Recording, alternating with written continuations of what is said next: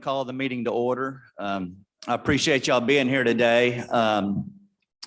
Just kind of go over a recap of the last meeting. We heard from members of the task force. Today we'll hear from members outside the task force that wanted to voice their opinion and their position. All these people are obviously in the industry. We have 10 speakers. Well, actually it'd be 9. One was not able to make it. And then on the agenda, I believe Jason with Penn Gaming was first. We're going to move that just and allow Jay McDaniel to go first, and then we'll follow order after that. So we just ask that each speaker today try to keep your time to 5 to 7 minutes. If you can do that, that would be great. If you go a little over, nobody's going to be keeping a watch on you. But and at the end, we'll take some discussion questions from task force members based on the testimony that we heard today. So thank y'all again for being here today. Senator Blunt. Thank you, Mr. Chairman. Jay, or do you have, I think Jay, if you have a PowerPoint, I'll ask you to go ahead and go up there and get started on that. Before we begin and before I forget, Chairman Uri and I talked just before we convened here today. We are hoping to have our next meeting on Tuesday, November the 14th at 1 o'clock. So we'll have get that done before Thanksgiving, and we can sort of talk about what we have in mind for that next session at the close of this meeting today. So with those introductory remarks having been made, we're going to recognize Jay McDaniel from the Gaming Commission to give an overview of some issues that we need to think about. Thank you, both the chairman. Yeah, last meeting, I spoke a little bit about just where we were as far as a sports wagering jurisdiction, what we had in place, revenue numbers, that sort of thing. And what Chairman Blunt and I talked about for this one is maybe I just kick it off with just some of the things at a high level that we need to be considering, both from a statutory standpoint and then a regulatory standpoint, what needs to be determined by a eventual bill and what can maybe be handled through regulation. A lot of these speakers after me will probably speak to these issues and are much more educated on how it works nationwide than I am. But I'm just going to run through very quickly a few issues that we've identified that would likely need to be, that need to be discussed and determined. First would be that tax rate. We talked about it at the state. We currently have a set tax rate for all gaming. If a mobile bill were to come out, does that tax rate need to be adjusted for mobile wagering? Some states have done that. Louisiana has a different rate. They also have a different rate for retail taxes versus mobile. So just something that'll need to be considered. Then the use of those proceeds. Right now, sports wagering proceeds at the retail level, the on-premises level, do go directly to the infrastructure, much like our lottery bill dictated. If we pass a mobile wagering, the statute would need to determine, do we just, is it general fund? Does it go to any earmarked specific identifiable program? And how long is that? Because right now the infrastructure runs through 2028, and then that gets repealed and goes back to general fund. The licensing structure. Right now we just have 3 licenses in the state. We have an operator license for the casinos on the ground. We have a manufacturer and a distributor license for those that provide slot machines, associated equipment, things like that. Would the mobile wagering just use one of those, or do we create a new licensing scheme? And then what are the fees? Are there different entry, barriers to entry? Do we increase the fees? Do we scrutinize it in a different way? Something again to consider, or do we just keep it the way we have it now? Right now, the application fee for an operator is only $5,000. A manufacturer is $1,000 and a distributor is $500. You go around the nation and the sports wagering, as many of you operators know, is much higher in other jurisdictions. And that is, again, up to the legislature to determine if that needs to be increased or not. Whether to offer some kind of local referendum option. I know this is not very popular where it's been done. Louisiana did this. So as a result, they have some parishes that don't have it. I think if you spoke to people there, it creates a headache, but we got to determine if that's something we want to offer to the counties, since we are now offering a statewide product if we do this. Do we require in-state customer and representative support? If we do allow an online product, some of those operators might not have operations here like our casinos do now. Do we require some kind of in-state infrastructure for that? Do we put advertising restrictions? I think that's a policy matter. That's not something for the Gaming Commission to determine. That's something that I think would need to be in the bill. Some states do that, restrict how you advertise and when. So those are just the things that I think have to hit the statutory questions as well as the criminal matter. Right now, our criminal charges for illegal wagering are very limited. It doesn't have a lot of teeth to it. So if we pass this, do we also include increased penalties for those that are operating illegally in our state? I think that's something to address, and again, helps chase the illegal operators out of the state. Then when you move to those that could be statutorily or regulatorily done, and by I mean through our regulations, you're talking about things like the geofencing. How do we approve it? How do we test it? How do we monitor that? The house rules of our operators. Right now, we review and determine whether the house rules, what they need to say, whether to approve them. I think from a standpoint of going forward, I don't think that needs to really change. I think as regulators, we can work with operators to do that. What kind of events we allow wagering on. Me and Senator Blunt talked about this recently. When you go mobile, it opens up a whole new catalog that you might not see in-house. Who approves that? Do we do that in the bill? Do you get into the weeds on every specific type of wager, or do we continue to do that as regulators? The technical standards, these are things that change a lot. So they're typically more more open to being regulated through the regulations rather than the statute. Audit requirements on the different platforms, how often we audit, how often is it an internal audit, how often is it an independent audit? Again, this could be in the bill, or we could do this by regulation. And then things like player counts, know your customer standards. These are things that you're definitely going to see. I think we have a bill, you'll see some level in there, but you typically take a step beyond that, and because things change. These are things, technical requirements, how player accounts are managed. Those are things that can often change. So I think leaving some room for us to also regulate that by regulation is needed. So those are the, just at a high level, problem gaming, how you sign up, how you maybe self-restrict. If a player wants to limit how much they can wager, is that something we put in by regulation or by statute? But I think is an important item to consider. Just kind of what's going on in the other jurisdictions is, like I said, some of the other speakers will talk about this. So I'll just run through them real quick. Some require that online sports wagering only be offered through a brick and mortar casino, and that every operator that has that must also have a retail. You can't go mobile only. Some states do it that way. Obviously, states that had casinos first, like we do, and then added mobile, some of them take that kind of approach.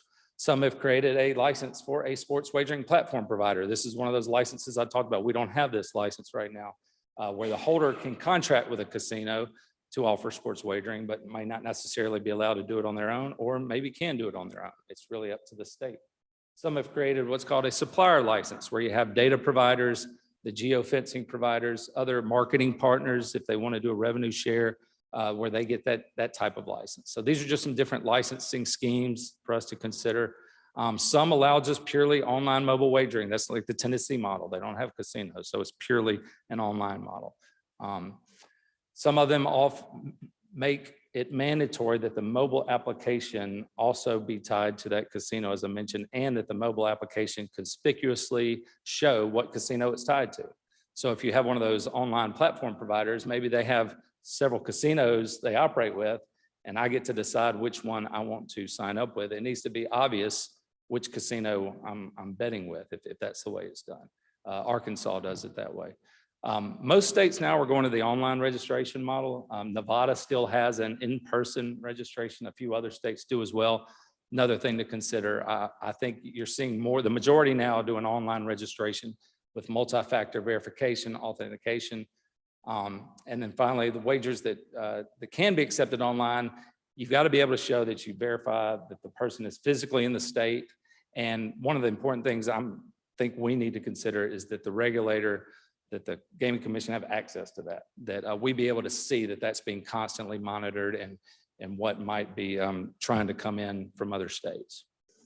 Our current licensing structure, as I mentioned, we have a 75-76-5, which defines a gaming license as anyone that is licensed to engage in gaming. Those are our casino operators. That's our operator license. 75-76-55 further says that you have to hold that gaming license to operate a sports book. So part of our discussion will be, do we change that licensing structure, as I mentioned? The only other licenses are the manufacturer, seller, or distributor's licenses mentioned, and 75, 76, 79 says that you must hold that in order to distribute or manufacture gaming equipment or associated equipment. How we operate right now, if you are a gaming supplier of a platform, like a DraftKings or a FanDuel, where you don't have a casino here, but you want to provide those services, you have to do it through that manufacturer license that you manufacture a platform, because that's the only license we have now. That's something we could change in the future.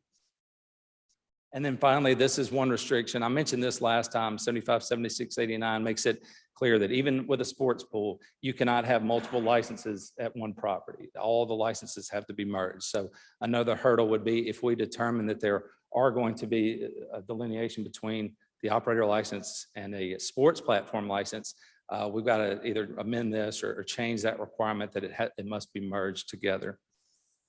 Just some additional thoughts. These are just some things that I want to mention. These are the things that change regularly: the technical requirements for gaming, the restrictions on event types, the methods for accepting deposits and making payouts, whether that's through credit card or ACH, things like that, the process for handling player disputes, and then rules for player accounts across states. If I have an account in Mississippi and also Louisiana, how does the operator keep that separate to make sure that my money in one isn't crossing state lines? These are things that I just want to make sure is on our mind. I think these are the kind of things that are better for a regulatory model rather than in the statute, but just some items to be thinking about. And as I mentioned, I think some of these speaking after me will probably speak a little better to some of this information, but I'm happy to take any questions and make this PowerPoint available to anyone that needs it. I thank you for the time. Any questions from task force members for Mr. McDaniel, or any comments on his remarks? Thank you very much. Before I forget, I misspoke earlier. We've just been looking at calendars. The Chairman, Yuri and I, the next task force meeting will not be on Tuesday the 14th. It will be on Monday the 13th. So I apologize for that. Same time, same room, Monday the 13th, not the 14th. What we got? Jason?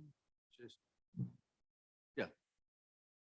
Please come forward and briefly introduce yourself and then tell us what you think we need to hear.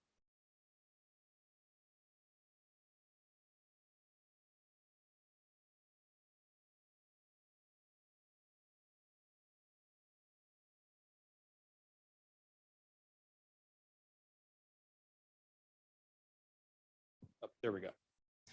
Good afternoon, Chairman Blunt, Chairman Yuri, members of the Mobile Online Sports Betting Task Force. My name is Jason Tashis, and I'm Director of Public Affairs and Government Relations with Penn Entertainment, the nation's largest regional gaming operator with 43 properties in 20 states, including 5 here in Mississippi. We currently employ 1,700 team members at our properties in Tunica, Vicksburg, Bay St. Louis, and Biloxi, and last year had a total community investment of nearly $100 million, plus significantly more over the 23 years our companies had a presence in Mississippi. Additionally, we operate 32 retail sportsbooks across the country and online sports betting in 18 jurisdictions in North America. We recently announced an exclusive agreement with the worldwide leader in sports, ESPN, which will lead to the rebranding of our US online sportsbooks to ESPN Bet in November. We intend to bring this strategic alliance to additional states when authorized. To that end, I'm here today to speak in strong support of statewide online sports betting. We believe it is a meaningful opportunity to grow the state's gaming industry, generate new tax revenue, and ensure responsible gaming measures are in place to create a safe and trusted wagering environment. In fact, a significant majority of Mississippi's casinos are in favor of online sports betting. While Mississippi was one of the first states with retail sports betting, soon after PASPA was overturned 5 years ago, online sports betting has now been approved in 29 states and Washington, D.C. Mississippi and its licensed casino operators continue to be at a competitive disadvantage compared to other states, and this has been further exacerbated by online sports betting becoming available in Louisiana, Tennessee, and Arkansas. Post-PASPA, the online channel accounts for more than 90% of handle on a nationwide basis, clearly demonstrating an overwhelming customer preference. We've become aware that millions of transactions were blocked from Mississippi consumers trying to access legal sports books in other states last NFL season. Not only is there a clear demand for online sports betting in Mississippi, but consumers are voting with their feet. Thousands of player accounts have been geolocated in Mississippi, and then those same accounts in neighboring states where online sports betting is legal. The convenience of Mississippi consumers being able to drive across 3 borders to wager is negatively impacting the state and allowing Louisiana, Tennessee, and Arkansas to profit from Mississippians. Consumers and tax revenue are undoubtedly being lost again this NFL season, and this exodus can only be reversed by authorizing online sports betting here. Regarding sports betting participants, online sports bettors are not traditional land-based casino players. It's a different customer. A significant percentage of our online sports betting customers had no rated play at our properties prior to account creation. Online sports betting will allow the gaming industry to meet a new pool of customers that aren't being served today. We believe any notion that online sports betting will somehow negatively impact land-based casinos, lead to property closures, or damage the state's existing regulatory framework is simply false. New Jersey, Pennsylvania, Colorado, Indiana, and Iowa all had greater slot and table game revenue last year than in 2019, and these are among the first movers that authorized online sports betting between 3 and 5 years ago. The gaming industry has long been reliant on older customers, and online sports betting provides an opportunity to enhance our land-based properties by introducing a younger demographic to our first-class amenities and entertainment experiences. Equally as important, online sports betting also enhances responsible gaming. Our customers can set deposit, spend, single wager, loss, end time limits, cooling off periods, and self-exclude. We also provide our customers with reality checks to alert them of their time and amount wagered. And we've adopted an exclude one, exclude all policy, which spans across our online products and land-based properties everywhere. Further, our online gaming platforms voluntarily underwent and received RG Check iGaming accreditation from the Responsible Gambling Council, one of the world's most comprehensive responsible gaming accreditation programs. In short, online responsible gaming programs can go above and beyond the land-based environment. Lastly, we believe it's critical that the operation of online sports betting be limited to each licensed casino and our designated skin partners, and remote registration for player accounts should be permitted at market launch. Thank you for allowing me to speak, and an additional thank you to Chairman Blunt and Yuri for creating this task force and discussing this important issue. We hope to continue working with all stakeholders to get online sports betting legislation to the finish line next session. Happy to answer any questions. Does anyone have any questions? Don, for the benefit of the folks watching on YouTube, please use the mic.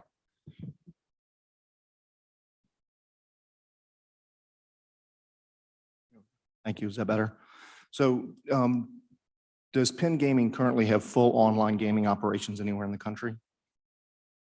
Online iCasino, you're Full asking? online casino gaming? We operate online casino in 5 jurisdictions in the US and 1 in Canada. And would you support the move to full online gaming here in Mississippi if that opportunity is presented? While we support iCasino for all the same reasons that we're advocating for online sports betting, want to be clear that we are not advocating for iCasino to be put in this online sports betting legislation. I think we have broad alignment on that point across maybe all or a significant majority of Mississippi's casinos. Don't necessarily think that would be helpful to getting online sports betting. Thank you. Anyone else? If you could, if you provide written copies of your remarks to share with the members, I would appreciate you coming. All right. Well, thank you, Jason. Next, we'll have Sean with NCLGS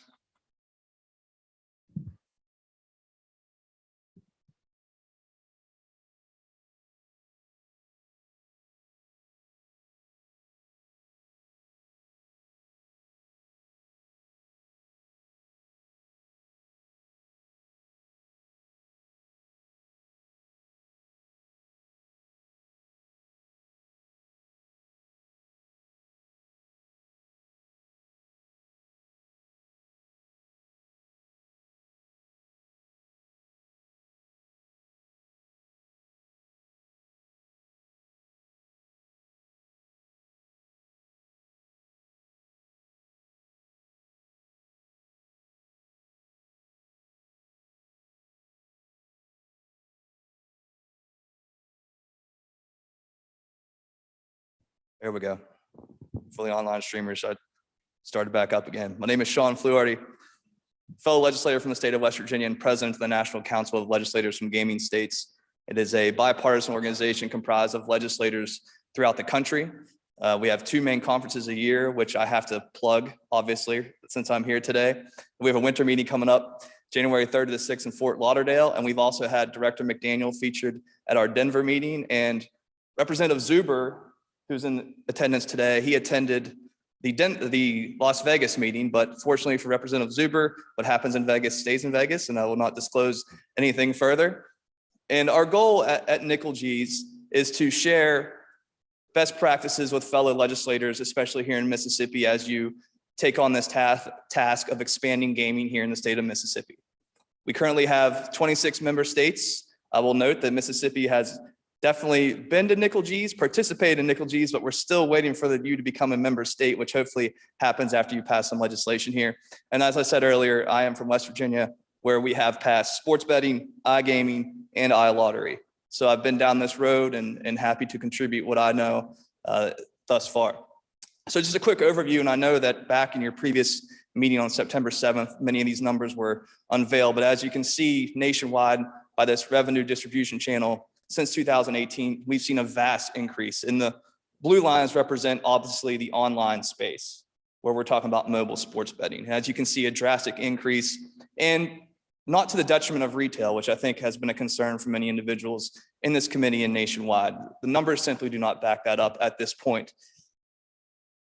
In the current landscape, as you can see, obviously mobile sports betting has taken off throughout the country. Mississippi is down here with some dotted lines there because you haven't gone fully mobile yet, but as you can see, neighboring states are starting to do so, and there's obviously a push in southern states, as North Carolina just came online recently, or passed recently, I should say. And then to the right, we have states that have legalized iGaming as part of their gaming expansion as well. So obviously sports betting has taken a fast track, whereas iGaming has not.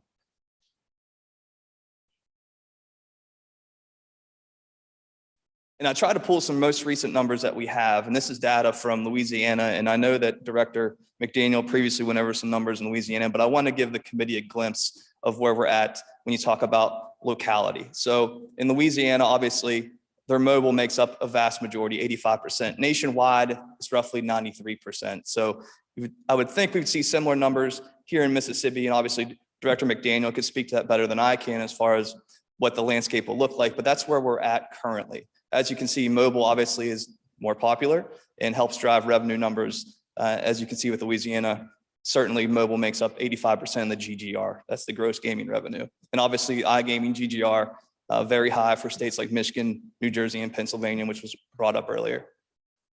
So where are we at now? I think in the United States right now, certainly we're in a reflective period. I think a state like West Virginia and other states that were early movers, we got in the game early, we ran legislation through, and now we're in this reflective period of, okay, what do we know now compared to what we knew then? Well, Mississippi's in a great spot because now you're in a position where you can move legislation that is comprehensive and really fixes many errors that have happened in other states. And you have the ability to do that through comprehensive legislation right now. So the opportunity to get it right the first time instead of going back and passing corrective legislation, which many states are doing right now. And it gives you the ability to not have to worry about amending legislation down the road and take in all the considerations that have been discussed thus far, and certainly we can do with Nickel G's in conjunction. So we just released recently a comprehensive list of what I would call best practices for states. Now, this is taken in from consideration of multiple legislators and regulators throughout the country who come to our events and our members and share the best practices that they're seeing in their home states. And I will share this with the committee. I just, obviously a slide like this, I'm not going to go through in great detail, but I wanted to let you know that of the 16 standards, many of those have been targeted and discussed with the gaming committee and will continue to be discussed. And we have that available at Nickel G's to share with the committee on template legislation and regulatory practices that are taking place throughout the country that have been shared with our members. So I want to narrow it down to just a few of the 16 in consideration. Obviously, advertising guidelines has been the talk of the town for quite a while now. And geofencing, which I know John Pappas is on hold here. He will do a great job with GeoComply discussing their model and how they can protect the consumer through geofencing. market manipulation is now, and I'm going to get to that in a second, something that is being considered now that we did not know then when we passed legislation years ago. We certainly were not able to forecast the kind of advertising barrage and the possibility of market manipulation that is now, we believe, potentially taking place. And obviously, when you talk about match fixing and data integrity, that has certainly been a topic of discussion, and US Integrity has led on that and continues to do so and will be very valuable going forward. So let's talk about some of these advertising guidelines. Everybody thinks with the advertising simply is just, oh, there's a lot of it.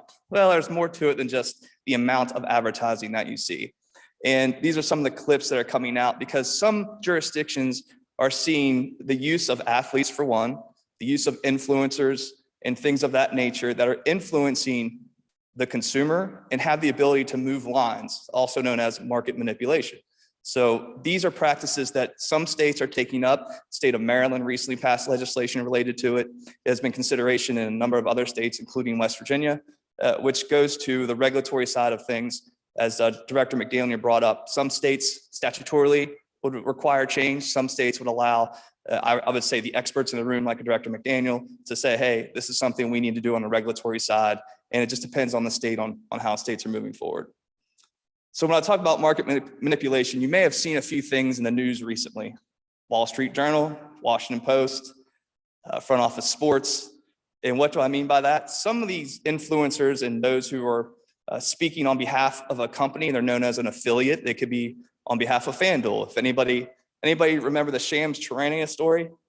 Anybody familiar with that? Probably not. It's a little under the radar, but it's not under the radar for legislators and regulators in states like mine that are going, wait a minute here, what's going on? So individuals that are representing companies are now able to influence the line, the market, based upon their posts on social media, for instance. So Shams Charania, who is viewed as a reporter on some networks, I suppose, and an insider of information, tweeted out about the NBA draft and who would be picked number 2 overall. Scoot Henderson, I believe, was the player he named. Turns out that didn't happen, but the actual numbers changed dramatically just by one tweet. So it becomes a transparency issue for the consumer, a consumer protection issue for the consumer. And it's just one of the many things that are being considered in many states throughout the country currently with sports betting regulation and consumer protection. So we also have heard about what happened with Alabama baseball. And I'm not going to rip on Alabama, but they did take Nick Saban from West Virginia, and he's been pretty successful down there. So these are things that we're discussing statutorily that shows, hey, look, a regulated market works. If you don't have a regulated market, you're not protecting the consumer. I mean, that's something that stands out. And I know Director McDaniel said it previously in the September 7th meeting that short of prosecutors prosecuting, which is not happening, what do you have left as a line of defense? It's regulation. It's a regulated market. It's your last defense that you have. So the security issue and match fixing integrity is something that has been at the front lines currently for the regulatory process. Now, we talked previously about sharing of data, and I think this is a great position for that. So states that are able to share the data they have for player protection is currently a hot topic issue. So Ohio, for instance, passed legislation recently dealing with threats on social media to players.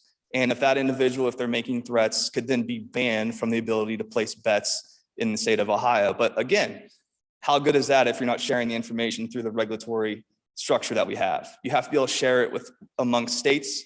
And we're seeing that as a top priority at Nickel G's and anybody else who's working in a regulatory environment, stating quite frankly, look, it's what's good for us, not necessarily good for all. We got to make sure we get everybody included and we allow the ability to share information. That goes for everything under the consumer protection umbrella, whether it's from market manipulation, whether it's for security issues in protecting the player on the court and off the court.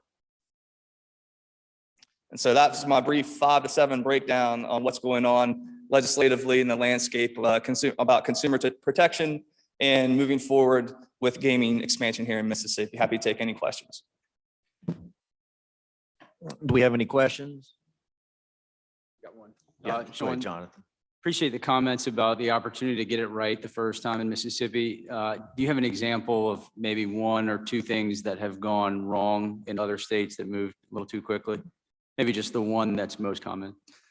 Well, I think we didn't know about potential market manipulation. You think about on the financial side of things, and I know that Director McDaniel is a former auditor, so he could speak to this much better than I can because I'm not a numbers guy. I'm a lawyer by trade, so I was really bad at math. But I know that when we were looking at this, it simply was not contemplated, whether it was with West Virginia Lottery or regulators throughout the country. We didn't think, oh, wait, and I know Penn's here, but they did a $2 billion deal with ESPN. That's a big deal. And there's a lot of power in that deal. If you're an ESPN analyst, you have insider information, and now you're placing bets through the ESPN app. I mean, I think there needs to be transparency, and I think it's something that's at the top of the line when you see a deal like this take place. Quite frankly, as a legislator, when you go back home to your district, I think you're tasked here in Mississippi by carefully considering all options and going back into your constituents and saying, we pass legislation, but we have stringent consumer protection. We have a regulatory environment that protects the consumer and protects the athletes and the players. And that's an easy sell back with your constituents back home to say, we were a slow mover, but we were calculated, and now we're delivering a product to the consumer that is well respected and regulated. And so I use my instance, if I pull up my FanDuel app, whatever it may be in West Virginia. So the stamp on the front says West Virginia Lottery, right? It's representing the state when I open that app and saying, this is a good product. And we've gone through all the calculations to make sure it's a good product. Same thing here in Mississippi. When you're opening it up, you're going to have the regulatory framework there, the stamp of approval, and that means a lot. Michael? Yes, sir. Hey, Sean, I have a question about one of your slides. I noticed the ratio between retail and online was 15% retail and 85% online. Is that right? I believe that was for Louisiana. Okay. Yes. Okay. I think nationwide, it's even a little more of a discrepancy. Okay. So it'd be more like 90-10 nationwide? I believe it's fairly close as far as the discrepancy, yes. Okay.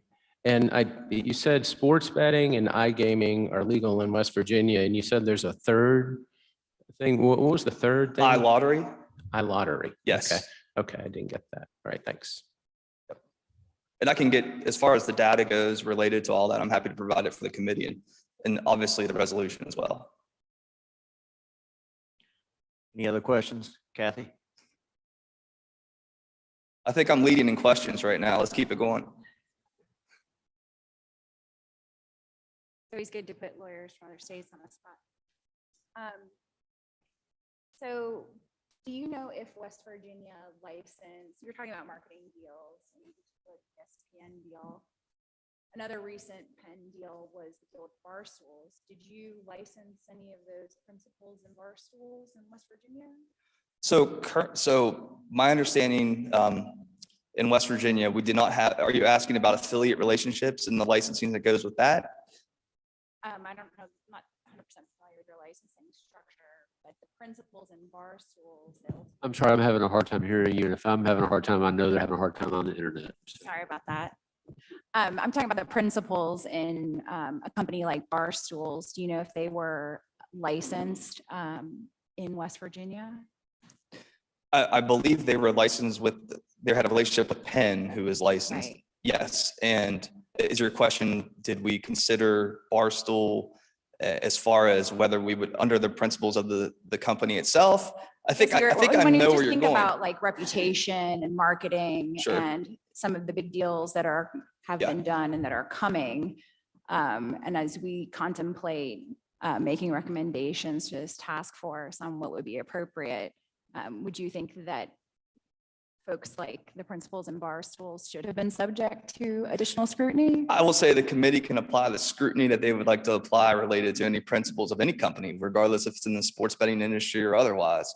And I certainly, I know the makeup of this task force, and you are well represented, and I have full faith in Mississippi that you will do the right thing when it comes to ensuring that there's proper consumer protections.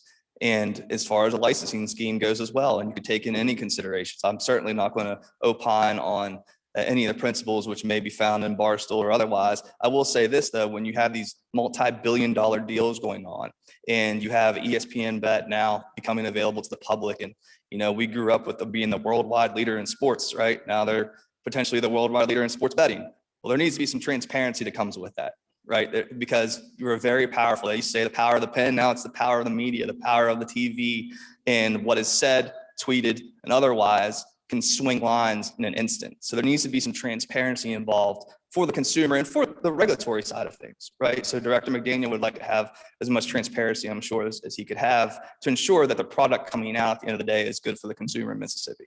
And are you familiar with the auditors that are now required in Maryland to So they do evaluate? have, the bill itself dealt with independent auditing and independent valuation of what we would call sports betting content. Now, obviously, there are companies that could speak to that better than I can as far as the data involved and how they're able to track. My understanding is, for lack of a better term, they're basically a monitoring program in the background that could then flag anything as marked as a red flag for monitoring on bets and content that is placed. So in other words, the delivery to the consumer, because if you think about the content's going directly to the consumer, and if they have the ability to manipulate that line and they can follow the history of the bets to show, okay, this is concerning, here's why. And other places around the world, like Ontario, for example, are just banning influencers completely, which I don't think is the right move. Right? You want a free market, just a regulated one that protects consumers. I don't think an ultimate ban is one that many states are going down that road. I think they're looking at and saying, this is new. We weren't ready for this. We didn't know it back in 18 or 19, but we know it in 23. And we have companies that can work with the government. Obviously, there's a private sector solution to many of our public sector problems. And I think you're seeing that with, I believe, John Pappas coming up soon about GeoComply and how they're able to help protect the consumer. So Do you know in Maryland if the cost of those independent auditors is to be borne by the operator or by the regulator? I think that's a policy decision to be made because it depends on, obviously, if you're sharing that amongst, say you have 26 skins, 30 skins, whatever you may have at the end of the day, and it'd be nominal in value at that point if you're sharing it across operators. I think that's an analysis, a policy decision for this committee or the regulatory side. Okay, thank you. Anyone else? All right, well, thank you very much. Thank you for your time. All right, next up will be John with GeoComply, and that will be through Zoom. Thank you. Can everybody hear me okay? Yes, sir, we can. Great. I'm going to share my screen. I've got a couple different screens I'm going to pop between here. So let me first share this and you guys tell me if you can see a map of Louisiana.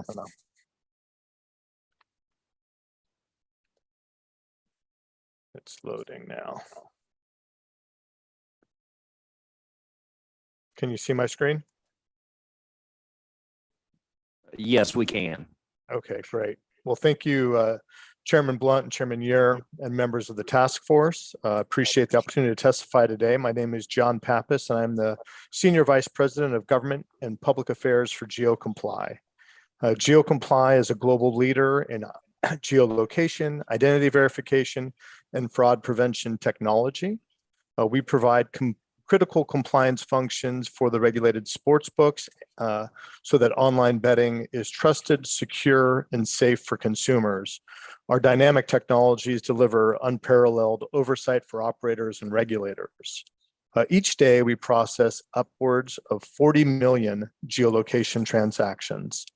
It's important to note that we collect the data we collect is strictly for compliance purposes. We never sell or share an individual's geolocation data with an outside third party. Since the company was formed, we have successfully tackled the challenge of restricting betting within a state's border or geographic borders, even down to a block or building level. In fact, we're very proud to support some of the land-based casinos in Mississippi as they have on-premise mobile betting, which is restricted to their casino buildings. Our technology essentially enables online operators and regulators to meet the demands of federal law. So that would be the Unlawful Internet Gambling Act, the Wire Act, and other federal laws, as well as the sovereignty of states that choose to opt in or opt out of online wagering. I'm sure members of this committee are familiar with geolocation data sources that power like many useful consumer applications such as Google Maps or Uber, or if you wanted to place an order for your coffee at your local Starbucks. But the difference between those open door tools and compliance grade geolocation, what would be required in Mississippi for statewide mobile betting, is the way we interrogate the data to ensure that it is trusted and secure. We cannot simply rely on an IP address to determine a player's location. We have to dig far deeper. Our technology detects all sorts of attempts to manipulate or spoof someone's location. We can detect proxies, VPNs, remote desktop, virtual machines. The list goes on and on. By the time our system approves or denies a geolocation transaction, it has undergone nearly 1,000 analytical checks to verify that only legal bets are permitted in a jurisdiction. And that all happens in a matter of seconds and without any friction to the consumer. To help illustrate how the technology works, I do have a live demonstration of our technology in action. You've probably been looking at this map of Louisiana, and what you're seeing here are real-time geolocation checks happening. This obviously highlights the importance of the technology, but the effectiveness of it to pinpoint accurate geolocation within a state. As you can see, we border Mississippi here in Louisiana, and the checks you're seeing are happening here in real time. The different colored dots would indicate the type of device that a person is on. A white dot would be an iOS device, so that would be your iPhone or an iPad. A green dot would be an Android device, and the blue dots, which there aren't too many, would be people on like a laptop, a Mac, some sort of a PC placing a wager. Interestingly, Louisiana has some carve-outs within the state. These are parishes that chose to opt out of regulated online sports betting. So we're required to ensure that those people that are within those parishes are unable to place a bet, and you'll see occasionally a red dot dropping in those highlighted areas, and that's because that person was determined to be in a restricted area. And based on the proximity to the border, we will be geolocating someone more frequently. So if you're closer to Mississippi and you're in Louisiana, we view you as a flight risk and that you're traveling 65 miles an hour towards the border of Mississippi. And so we would make sure that you were geolocated enough times that you couldn't cross over into Mississippi and place a bet. I'm going to flip over to a PowerPoint which shows some data specific to,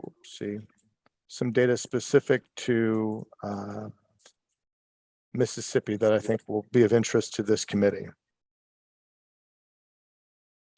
This analysis looks at the start of the college football season. So from August 27th through Monday of this week, or through Sunday of this past weekend.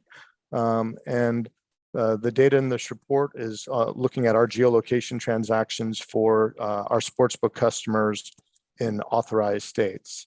So since the beginning of the college NFL football kickoff in 2023, we've identified over 1.72 million geolocation checks from people within Mississippi seeking to access sports books in other states. These people were, of course, blocked from betting. These attempts came from over 64,000 unique accounts that we identified within the state of Mississippi. 67%, almost 68% of these checks were people accessing Tennessee sports books, and almost 30% were looking to access Louisiana sports books. We also know that individuals in Mississippi, they may try to wager on their phone or access an online app on their phone and can't place a wager. They don't just quit. In many cases, we see that they travel across state lines. And every day we see this. We've seen multiple thousands of attempts since the start of the college and football season, where people have tried to travel into Tennessee and also into Louisiana and place a bet because they were unable to within within Mississippi.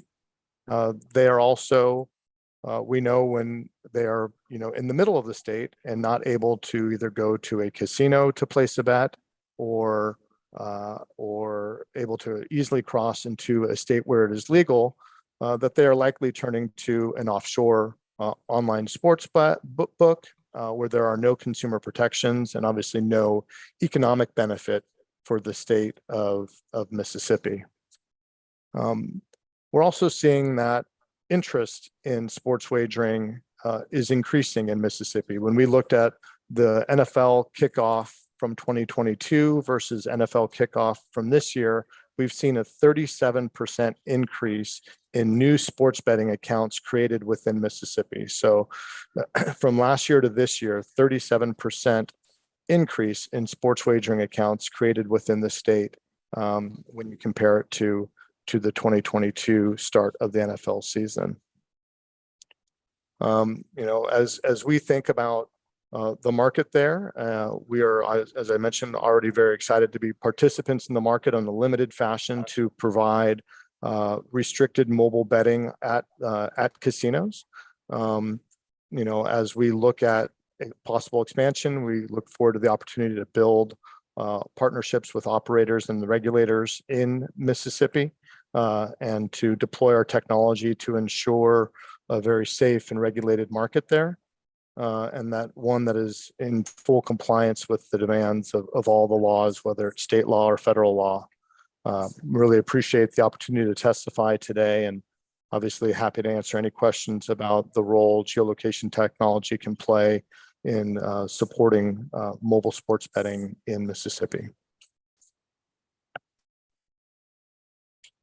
Thank you very much. Do we have any questions? Yes, Kevin.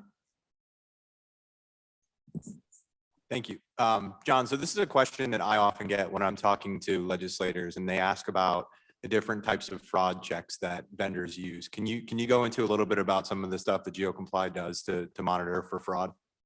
Absolutely, yeah. So we're primarily known as the geolocation services, but we've discovered that the power of our data can be used to detect fraud. So an instance where multiple accounts would be being set up on a single device would be an indication of fraud. People may have multiple different sports accounts. They'll have one with DraftKings, one with FanDuel, one with Barstool or ESPN Bet. But not multiple people are using one device to set up different accounts. So that is a strong indicator of fraud, something that we detect, flag, share that with operators, share that with regulators. A concentration of geolocation checks from a single location, multiple accounts being identified in a single location is another strong indicator of fraudulent activity. We're constantly monitoring this and flagging any of those potential fraud indicators and then reporting those to regulators and operators so they can be actioned upon. So those are just two examples of fraud. We also do KYC services. So that's know your customer services. So ensuring that the people that are signing up for accounts are actually who they say they are and that they are of a legal age. In many states, the age is 21. In some states, the age is 18 in order to legally place a bet. So we work with multiple vendors to validate the integrity of the person signing up for the account to make sure that they are who they say they are to a very high degree. It's a very sophisticated waterfall method of checking various data sources to ensure that we're dealing with the right kind of customers.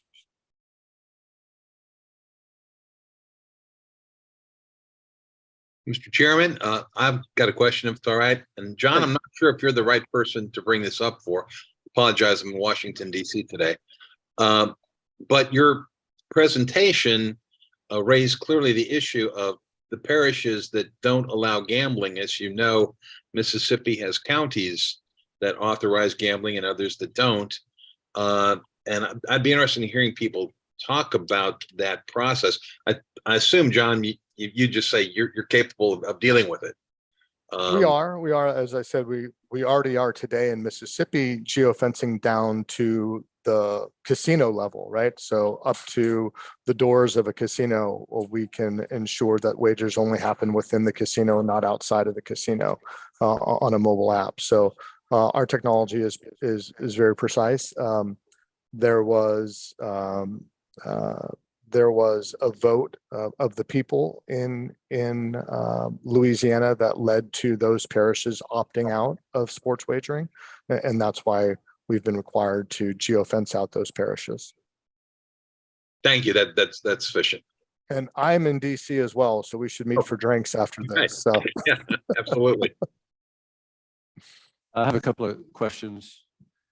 Who hires you and who pays for this service? we work with the operators, but we're licensed and regulated by the state regulators, but our customers are the operators, but our technology is validated by independent test labs and when the states that have their own testing labs validate the accuracy of our technology as well. And we have to abide by very high standards, technological standards for how we validate every wager. So in the case of Louisiana, the regulatory agency in Louisiana requires each of the licensed mobile sports betting apps to pay a fee to you to make sure that people who live in the parishes in Louisiana where sports betting is not allowed, or people who live in Mississippi can't get on their app and place bets. Is that right?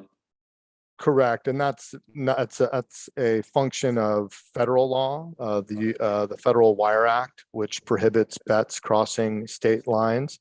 It's a requirement that both the server and the individual be located in the state where the wagers is occurring.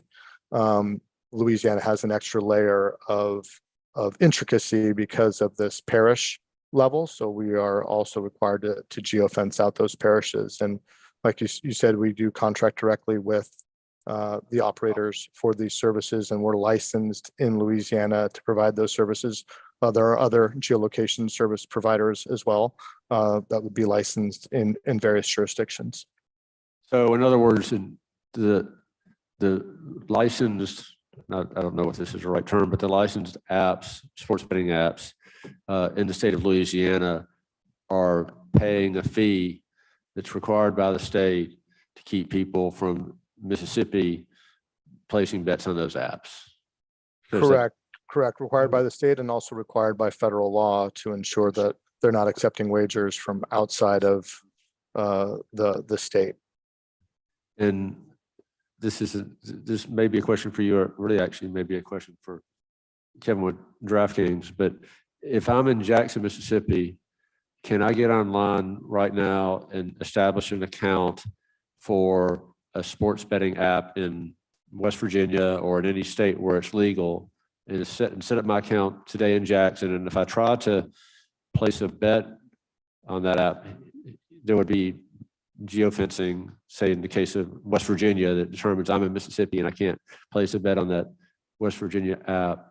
But if I get in my car and drive to West Virginia, then I can bet on the app that I downloaded in Jackson. Is that, Kevin, I guess if this is a question for you, hop in, but am I understanding that right? You are understanding that exactly correctly. So, and that's what our data is showing, that there are thousands, in fact, 64,000 individual accounts that we identified just in the last month and a half within Virginia, pardon me, within Mississippi, that are within the state, but they're unable to place a bet. We've identified that device is in the state, and we won't permit them to place a wager.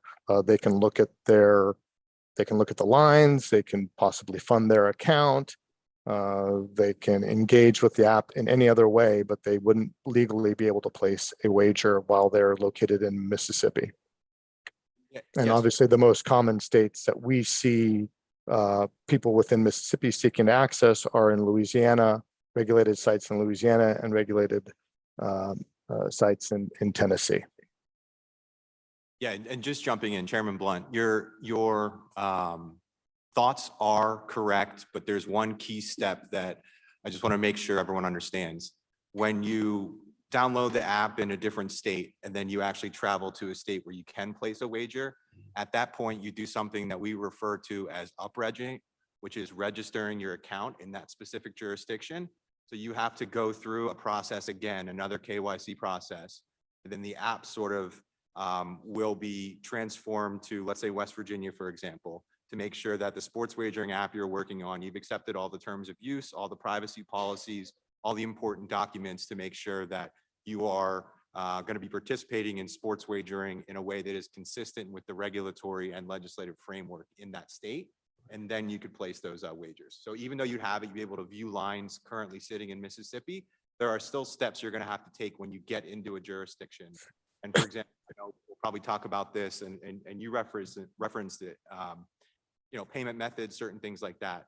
If you are using a payment method that is prohibited in one state versus another state, that would be blocked from carrying over into that next state too. So it's a very good question, and happy to talk about it at length this time or during the next meeting or whatever. But that's a great question. So if I have the DraftKings app on my phone, for example, it will always geolocate where I am. If I'm in Nevada, West Virginia, or Mississippi, and whatever the regulatory system is in that state will apply, and the state then will, for taxing purposes, will know, well, that was placed in Mississippi or in West Virginia or Nevada. Is that it's the same app, but you're agreeing to the terms state by state level. So the different regulatory schemes and taxing schemes apply. Is that right? Yeah, so you'll have a different site experience for each state that you're in. So for example, when Sean was up here talking about it, there'll be the West Virginia lottery at the top of the app in West Virginia. So some of the displays will be different. Yeah. Some of the markets will change. But yes, for the most part, our app will geolocate you in a state and show you that state site experience. Other apps make you select the actual state of which you wish to participate. So I live right outside of DC. If I'm on the DraftKings app, for example, it may geolocate me in Maryland, but I'm actually going to a pumpkin patch in Virginia later today. So if I were on a different app, I would select the Virginia app to be looking at it. So when I go out there, I could be using it when I go out there.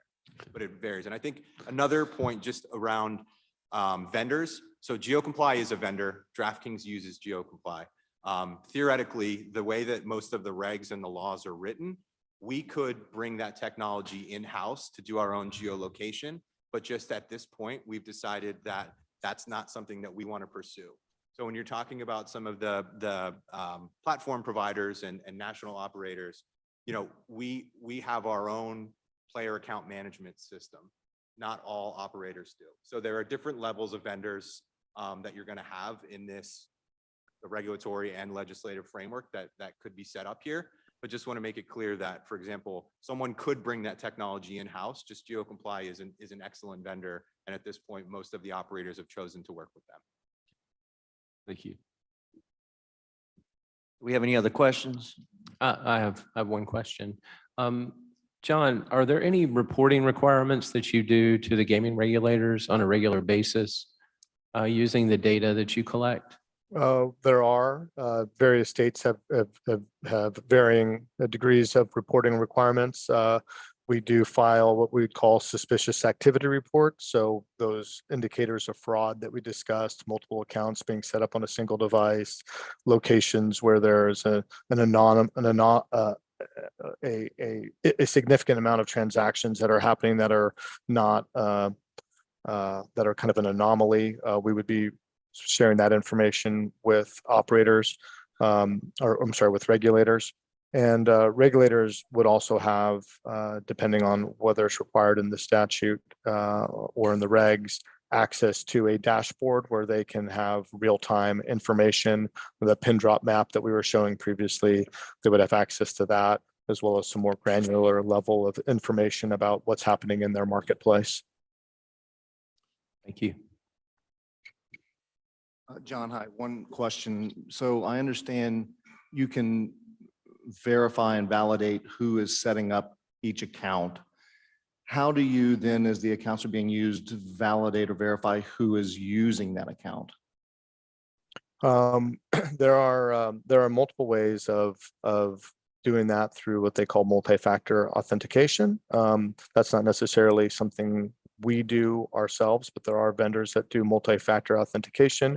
We do have a product called Core for authentication that validates users. It's called kind of an enhanced authentication, so that it's not just the person's information that's being inputted, but we validate that the person actually holding the phone is who they say they are.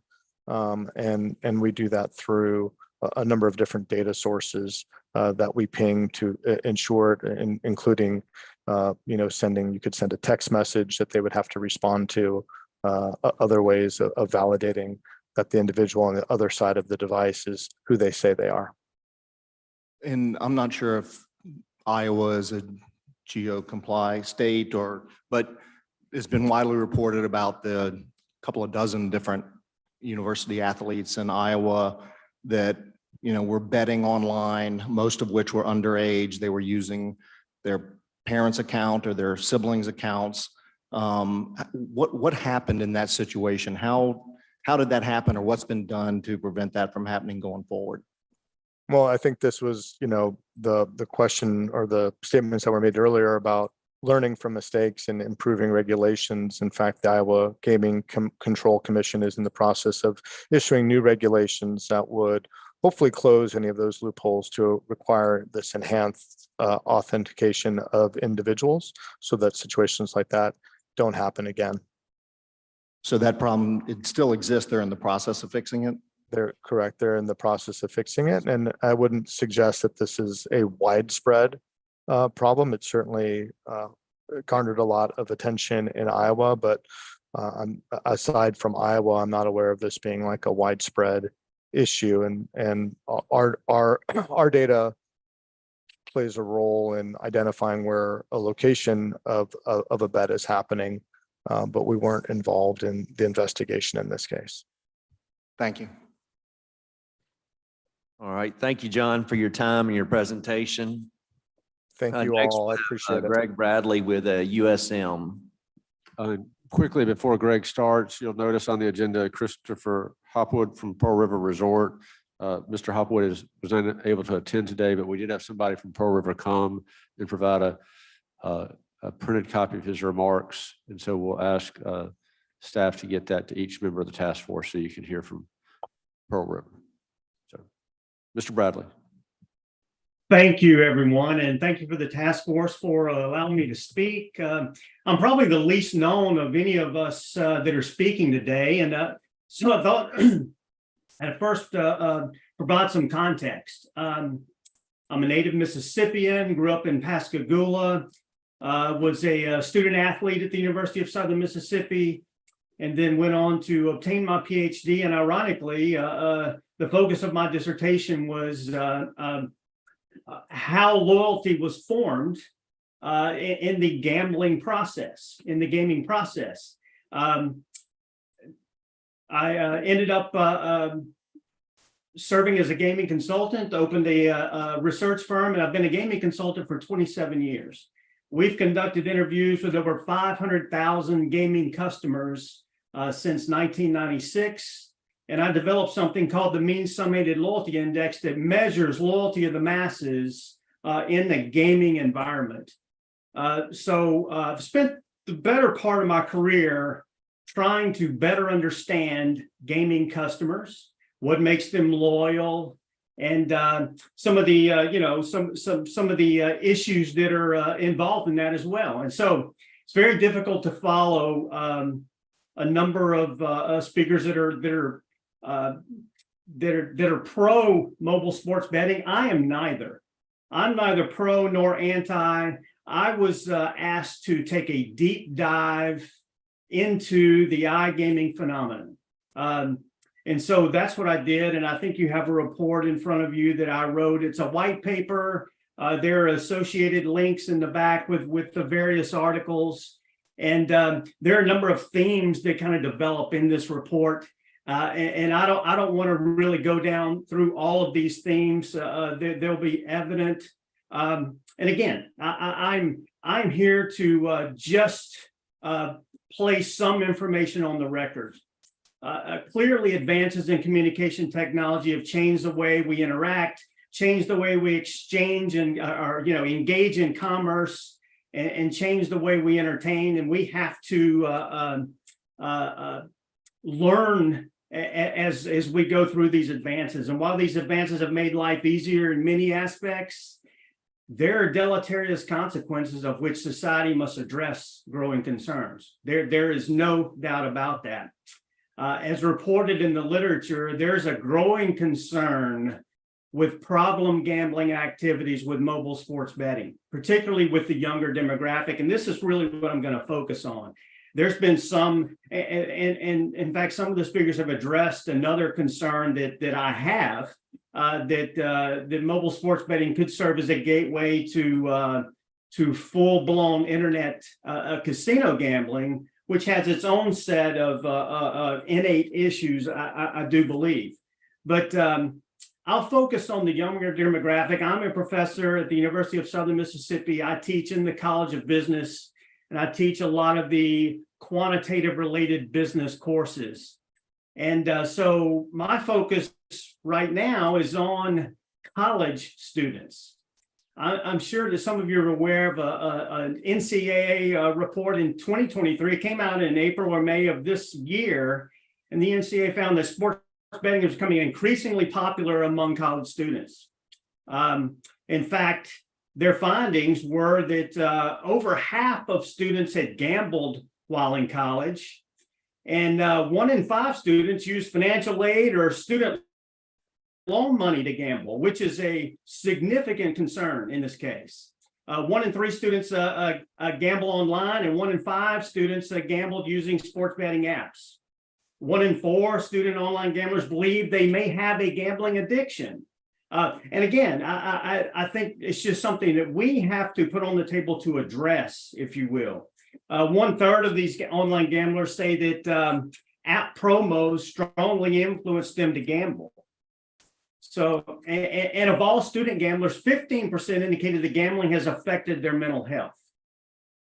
So as we begin to talk about, whether we're going to legalize mobile sports betting in our state, I just do believe that we have to also consider the deleterious consequences of that particular activity.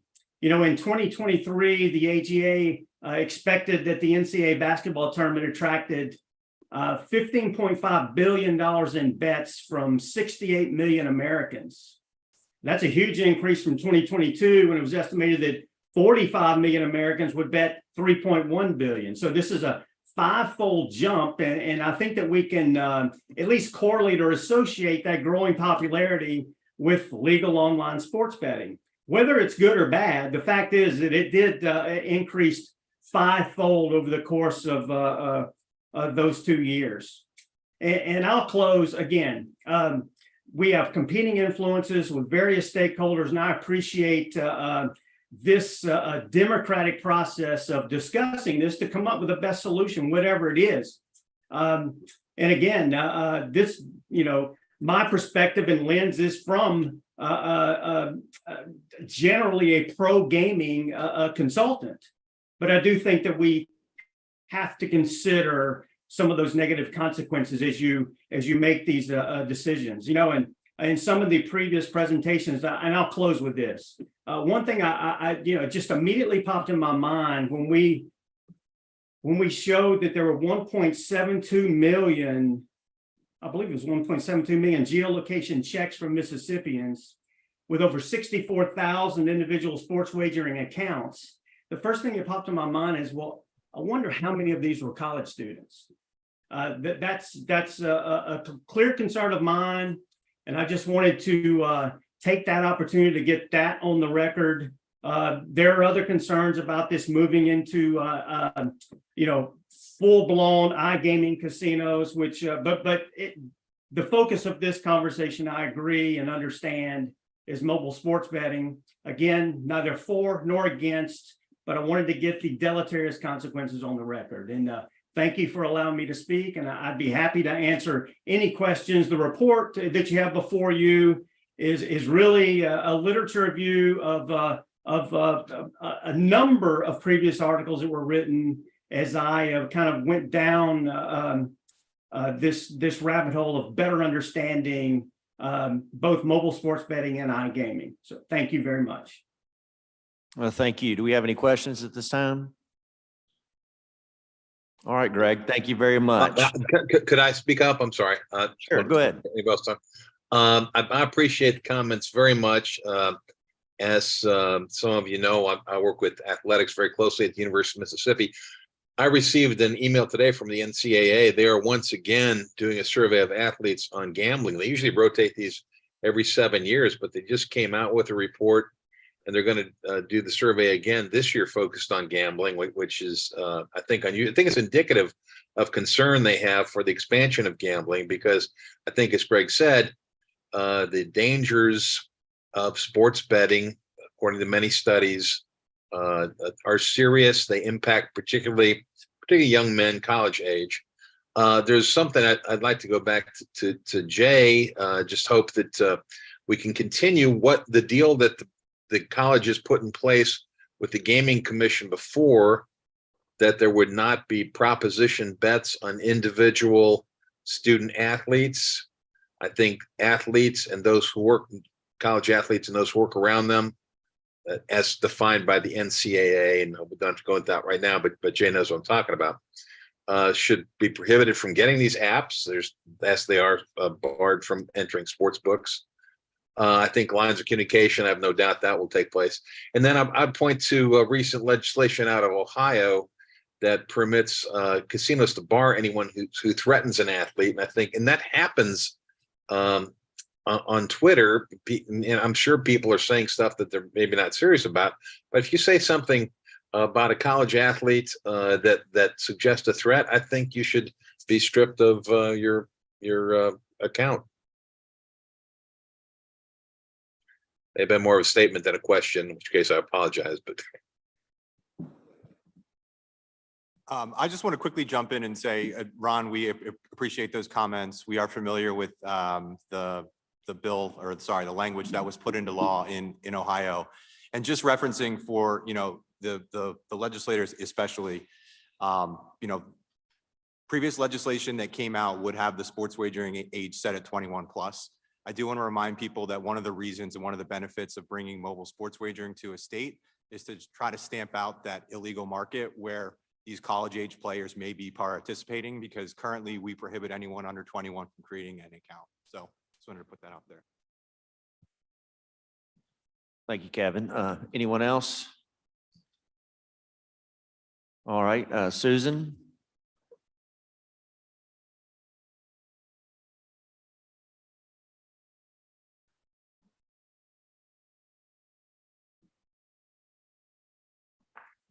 Good afternoon, and thank you for the opportunity to address the task force. Also, more importantly, thank you to the chairmen for exploring this really important issue. My name is Susan Barnes. I'm the president and COO of Treasure Bay Casino and Hotel. I've been in leadership at Treasure Bay for over 20 years, and I have ownership in the company as well.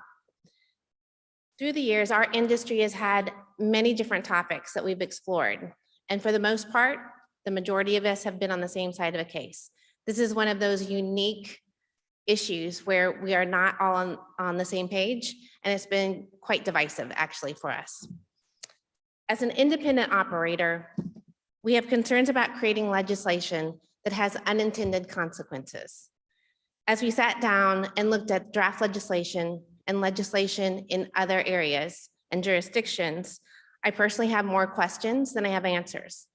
And listening to many of the presentations already before me, they have some of those same questions on how legislation would be crafted.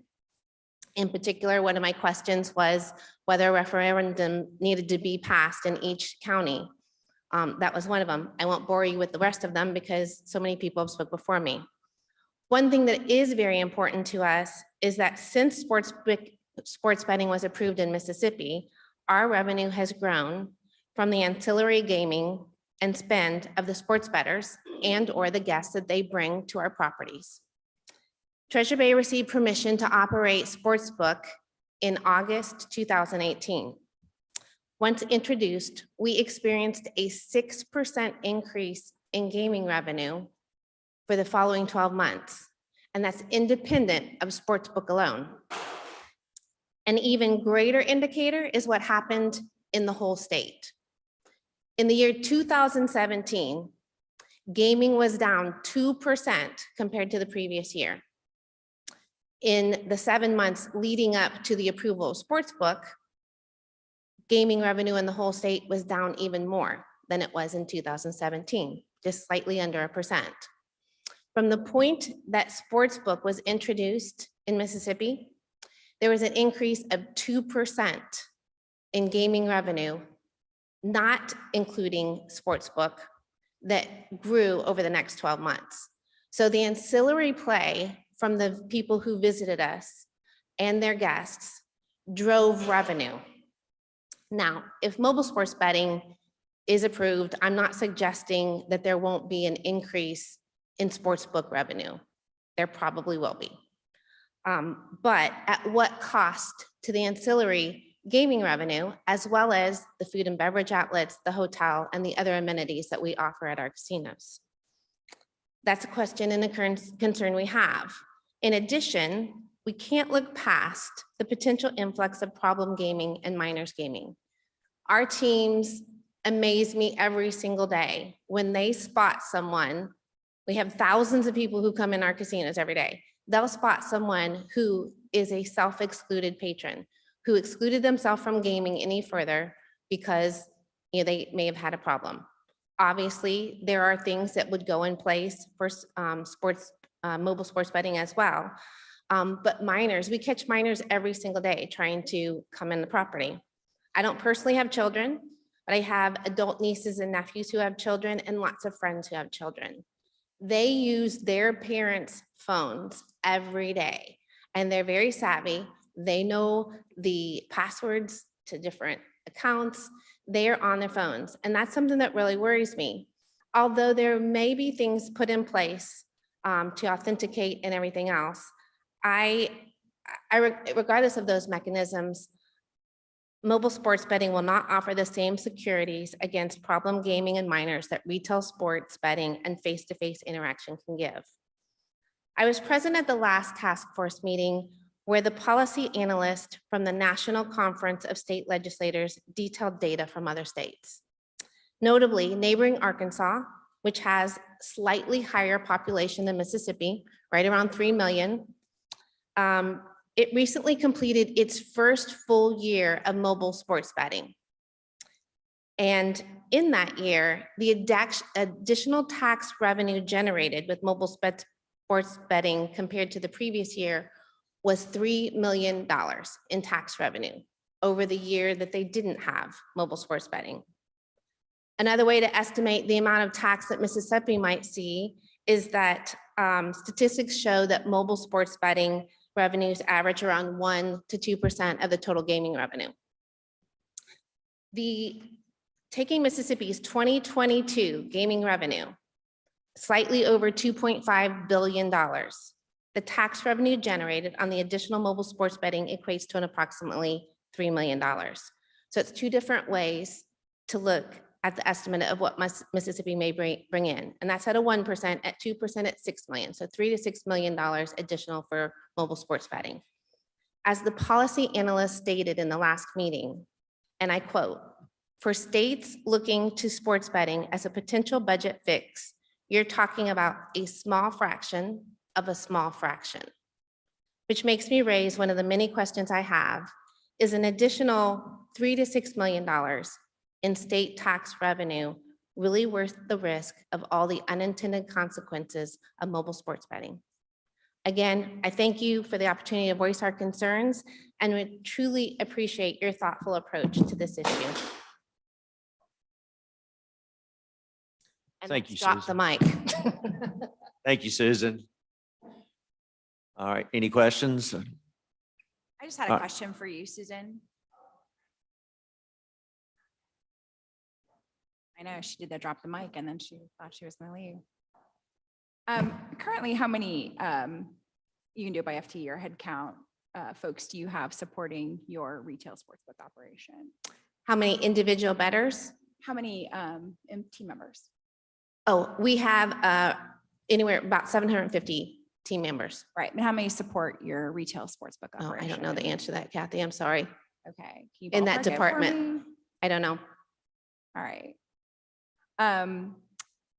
So what has been brought forth today is that anywhere from 93 to 95% of revenue would move online should an online sportsbook be authorized. And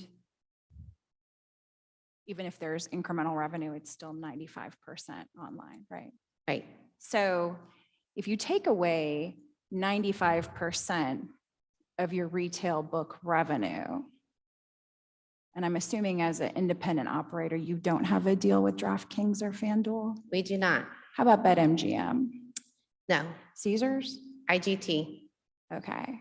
So you don't have a brand, a well-known brand? Right. Okay.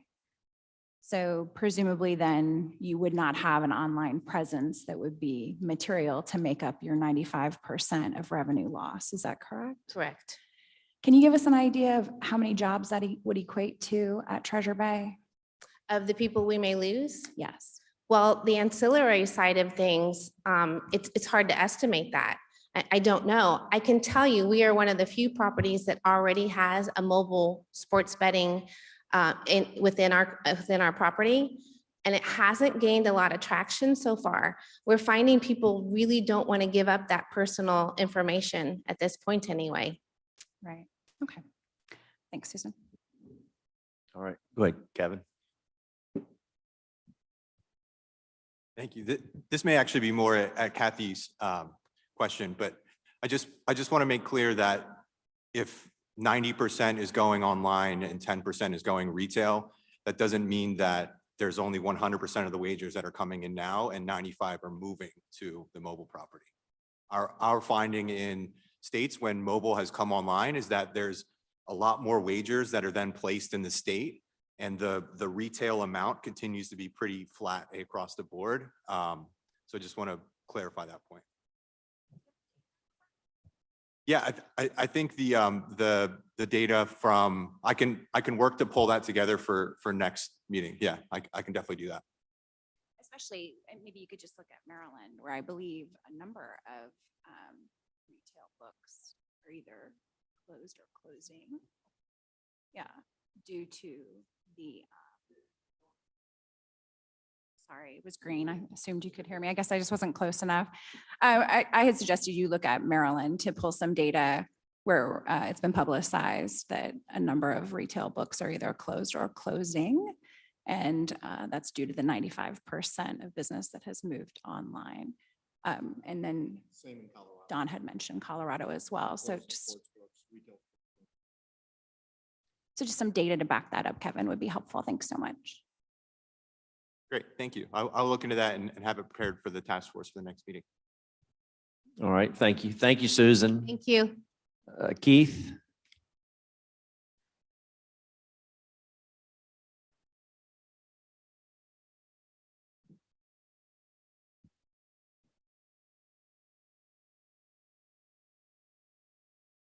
My name is Keith Crosby. I'm the general manager of the Palace Casino. I've been involved in gaming since '92. Most everyone was born then. And have been at the Palace since '96. We went live with Sportsbook in 2018. We went in-house mobile live 1 week before the SEC football season kicked off. I have 6 people dedicated to my retail sports book. My concern, actually my position, the reason for driving up here today is to stake out my opposition to any bill authorizing online sports book. And it's non-negotiable. There is no compromise in my mind. You're either in or you're out. The bottom line is, and it's been demonstrated in multiple states, and I think it's actually been stated by some of the leadership in some of the larger organizations, is that this is only a half step to iGaming. And anyone in the industry that tells me different, bullshit. It's just not the case. It's a simple business principle. We're at the point in the industry where growth, physical growth has become a little bit more difficult. There's more jurisdictions open. There's a lot less wiggle room. So where else do you go? You go technology, you go online, you expand that opportunity. It makes perfect business sense to me. My problem is it conflicts directly with our infrastructure requirements, our destination resort orientation in the future. And I stood down the hallway after the storm and listened to Billy McCoy say, I'm opposed to this expansion of gaming, but there's a point in time where you do the right thing for Mississippi. And I think we're at another point just like that. There it is. Thank you, Keith. Kathy? I think I'm just going to ask the same question I asked Susan. So if 95% of your sportsbook revenue moves online, of the 6 FTEs you have, how many would you have with a loss of 95%? You know, that's the other foot. The argument up here in 92 is jobs and taxes, bottom line. Do I lose 6 people? Yeah. There's no question. And Susan's point is very well taken. And I don't have the evidence to produce. I can't produce the evidence to support it, but I will tell you that most of us were on TV the week after sports betting was approved, patting ourselves on the back because we grew the market. We had more people in the building. We had more people in the hotel. We had more people dining. Suddenly that's not there anymore, which is amazing how it went away as soon as we shifted our weight to the other foot. The issue that, and it was addressed here by our friend from West Virginia, is this unfettered growth, if it gets to where we're going, will be dominated by severally large operators. And I get it. The opportunity for people like us with independently owned property to compete at that level is 0. So that's the result Don identified, where you're going to see books close. It's a small margin, small profit thing, but it's also a feature that we compete with. We operate with. It's like a poker room. It's not gonna blow the doors off on the revenue side, but it's another reason to come to Mississippi. Do you offer this? Yes. We want to be able to answer yes. any other questions? All right, thank you, Keith. Ashley?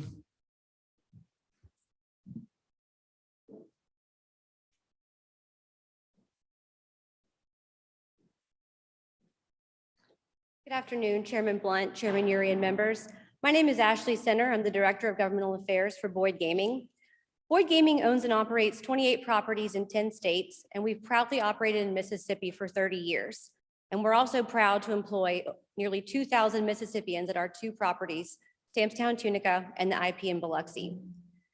Boyd Gaming has operated sports books for nearly 5 decades in Nevada, and now has sports books in 15 properties outside Nevada in 8 states: Illinois, Indiana, Iowa, Kansas, Louisiana, Mississippi, Ohio, and Pennsylvania.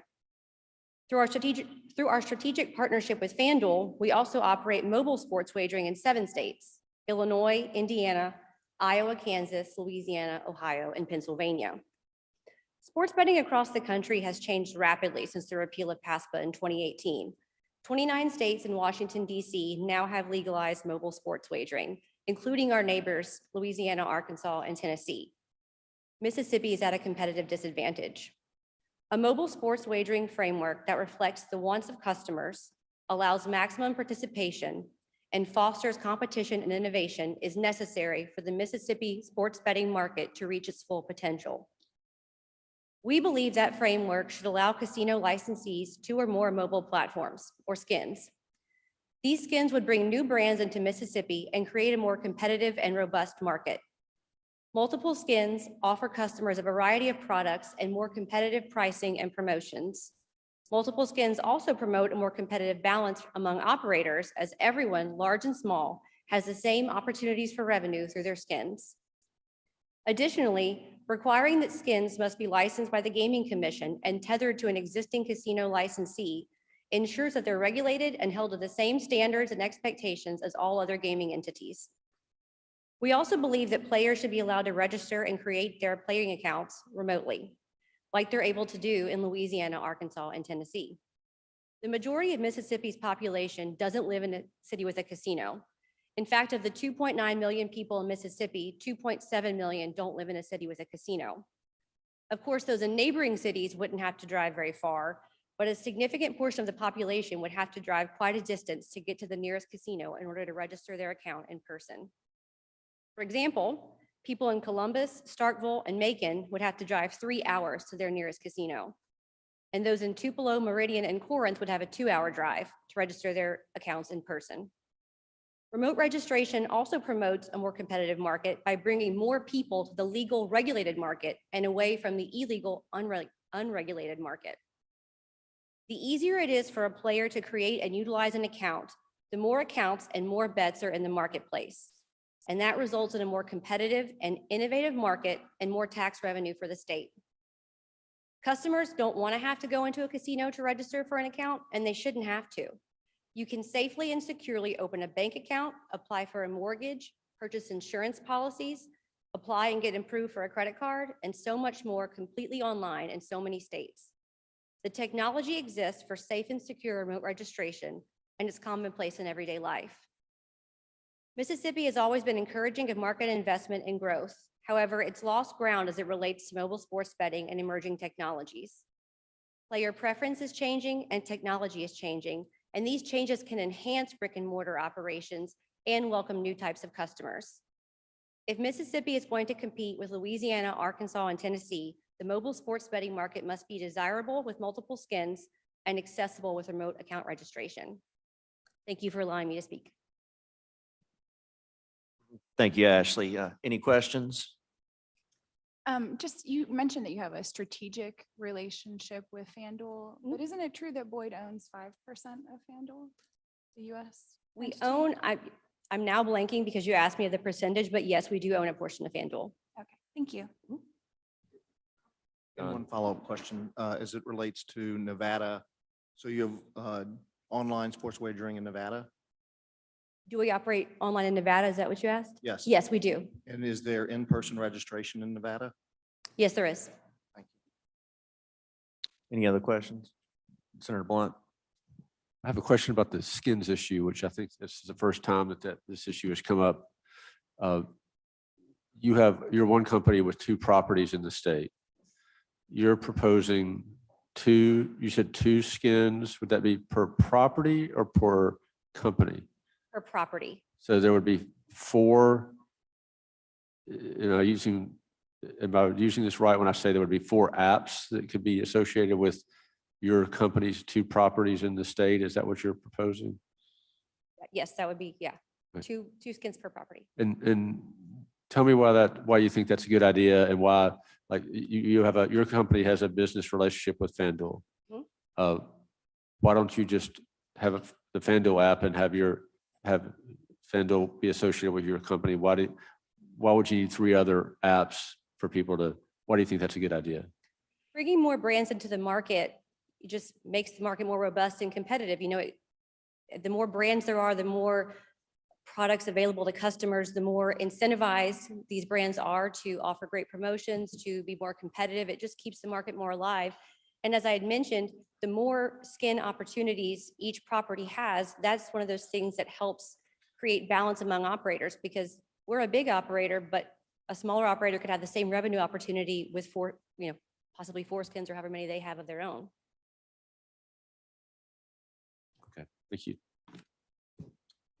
Follow-up question? Yeah, go ahead, So Don. as it relates to, as a follow-on to what you were just talking about. So, and I don't know the specific numbers on this because I've read it in several different places, and it gets confusing between full online gaming as well as sports betting. And I think FanDuel and DraftKings operate in both worlds. But isn't it true that between FanDuel and DraftKings, and I think the title position for first place has gone back and forth, but collectively 70+% of the online gaming market is between FanDuel and DraftKings?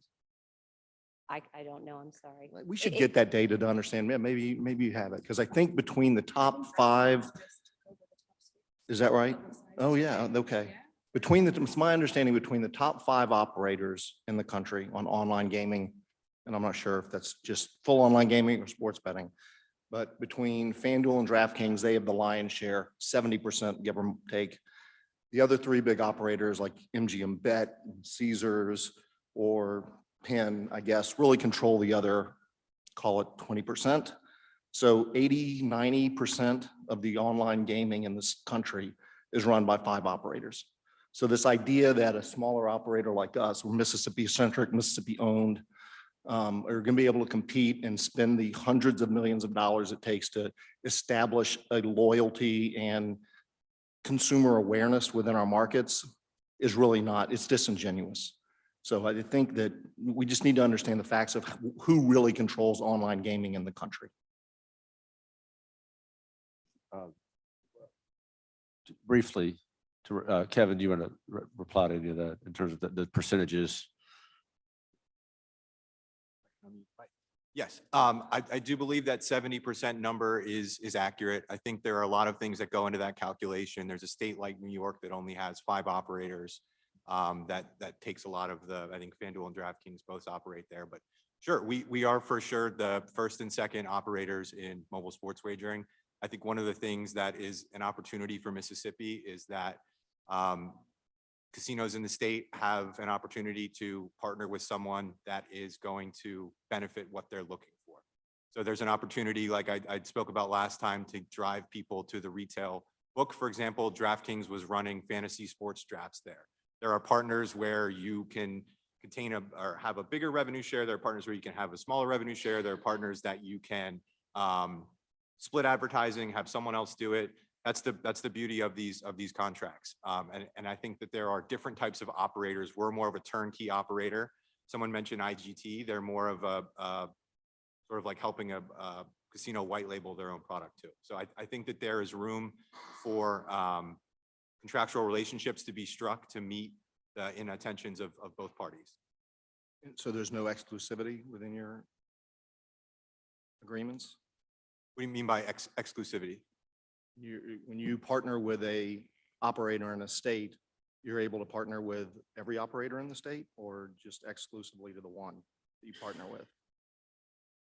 I would have to look at each of the contracts, but I do believe, for example, we operate as a sole operator in New Hampshire and Oregon as the state lottery's partner. But I think we do have multiple retail books, for example, in different states with different casino properties. With a retail actually in person? Yes. But not online?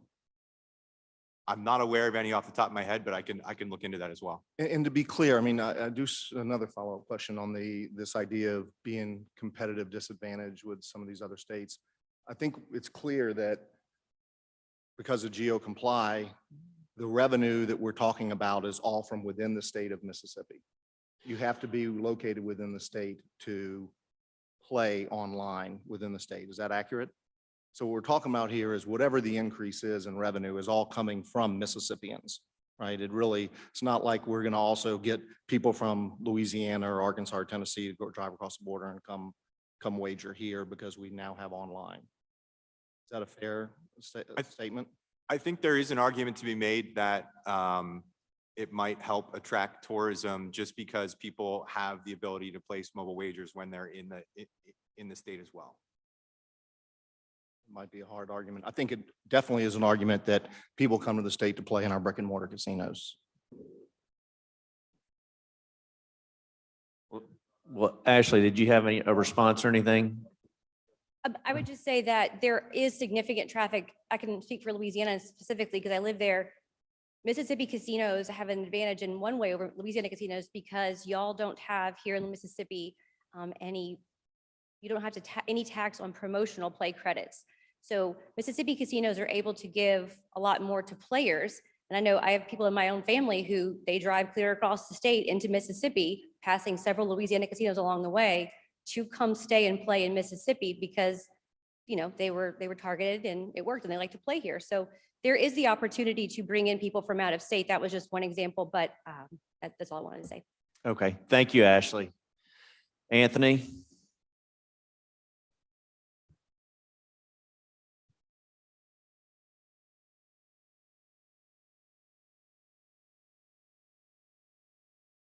Good afternoon, Chairman Uri, Chairman Blunt, members of the task force. Thank you for this opportunity to talk.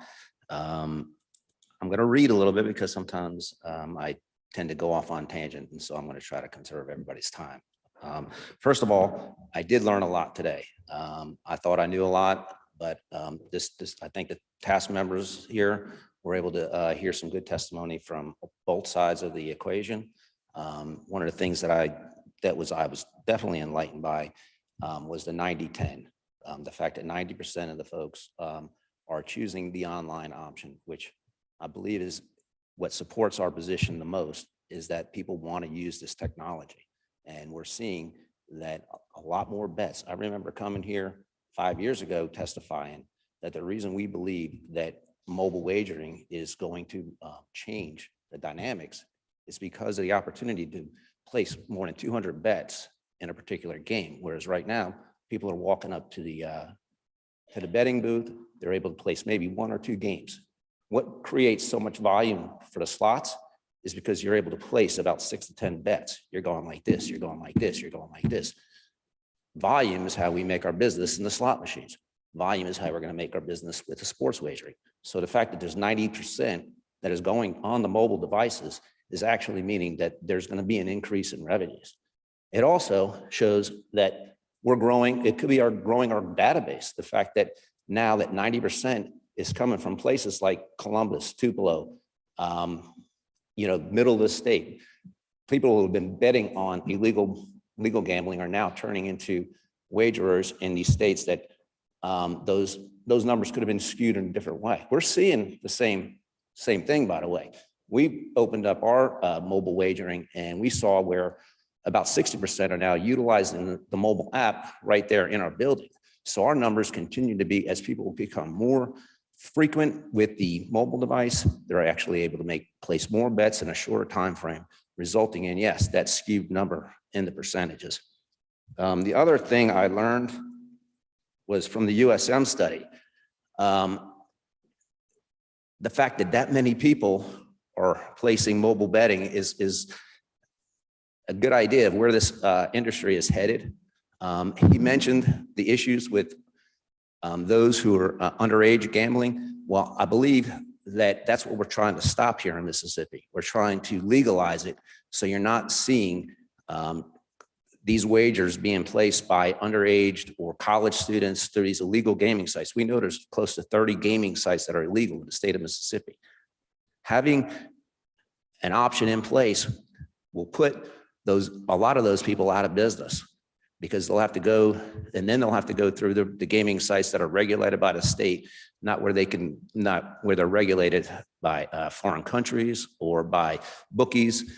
So I think that number of underage folks that are gambling is definitely proof that we do need a legalized method of wagering.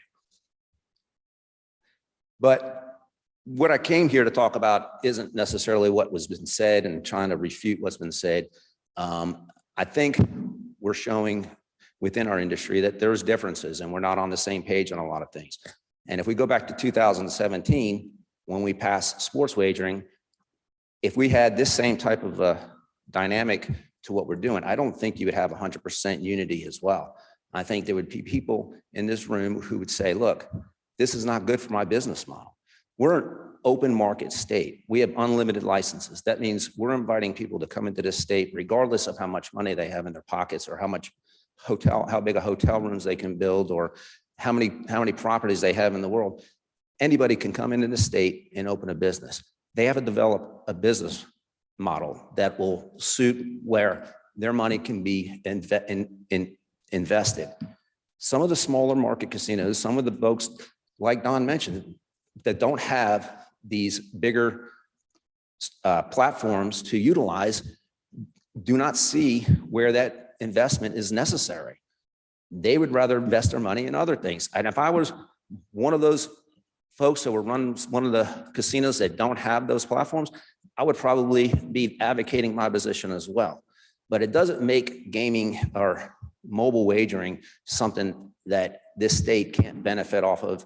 It doesn't mean that if we were in the same exercise, we may be sitting here today talking about passing a sports wagering bill because we wouldn't have been able to all get in line on the same page. And we would have missed millions of dollars of tax revenue, millions and millions of sports wagering tax dollars. We've already had 4 years where we've been talking about this bill. And whether you want to use the term 3.5 million or 10 million, that's between 30 and 40 or maybe 50, 60 million dollars that we've already lost in this state by hesitating and continuing to debate this issue. Now, where do I feel like we are aligned with at least most, if not all the casinos, is we don't want an iGaming bill. We don't want a bill that's going to result in VLTs. We want a bill that's specific to sports wagering. We want a bill that specifically excludes anything but sports wagering. Casey, Representative Uri, Chairman Uri, your bill last year specifically excluded all types of gaming outside of sports.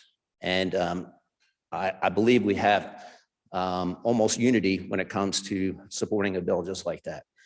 We also have a lot of unity when it comes to allowing the Mississippi Gaming Commission to continue to operate the way it has. Since 2018, when the inception of sports wagering, there has not been any integrity issues whatsoever as it relates to sports wagering. We hope that if a bill were to pass, that we allow the Gaming Commission, who, by the way, when the Gaming Commission was passing its regulations, Executive Director Godfrey went to each of the larger universities and spoke with their athletic directors and asked them to weigh in on how we should promulgate our rules and regulations. Those athletic directors did so, in fact, and that's why we have specific rules against prop bets, against certain wagers that can be placed here in the state as it relates to college betting. We support those. We believe that the work has already been done in that area, and it should continue. In closing, I heard that there's 29 states that have forms of online sports wagering. Mississippi was third to market when it came to sports wagering. We'd be 30th if we adopted it right this second. That means we've allowed a lot of folks to get up on us.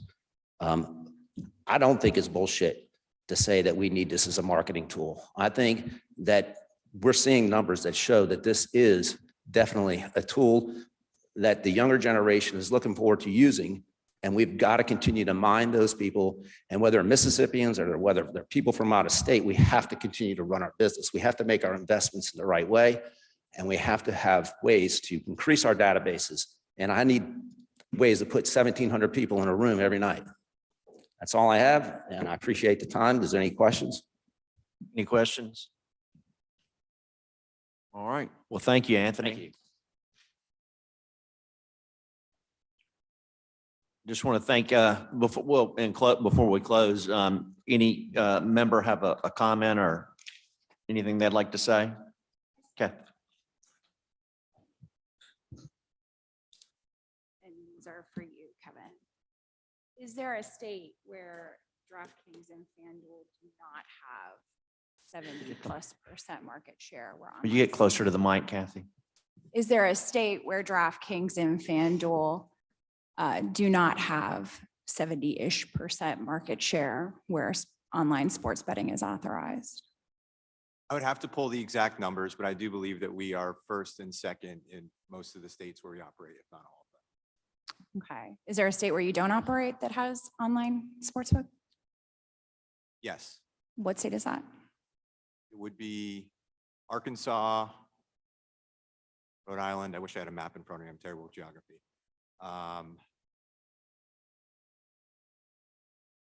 Let's look at Arkansas, since you can think about the rest of them. Why does DraftKings not operate in Arkansas? There was a regulatory framework that was passed that did not make operating in Arkansas consistent with our business practices. And what was that? I don't have the exact regulation offhand, but I believe it required, and I could be butchering this, so I can pull it for the next meeting for sure, but I think it required a majority of, I think they use profit be retained to the casino operator. The brick and mortar casino operator? brick and mortar casino operator, yes. Okay.